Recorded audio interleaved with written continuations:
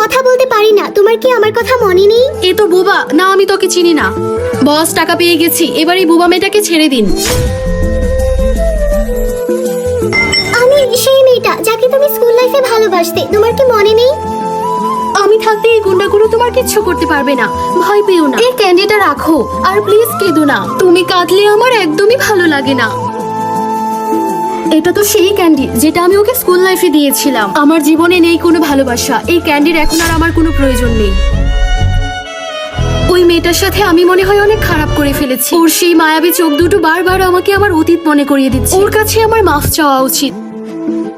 তুমি তো আমার বাসা বুঝতে পারবে না, আমি তোমার কাছে কিভাবে মাফ চাই। রাখো এটা, আমি তোমার কাছ থেকে টাকা নিতে আসিনি, নিজের ভুলটা বুঝতে পারাই তোমাকে হেল্প করতে এসেছি। আমার কথা কি তোমার মনে আছে?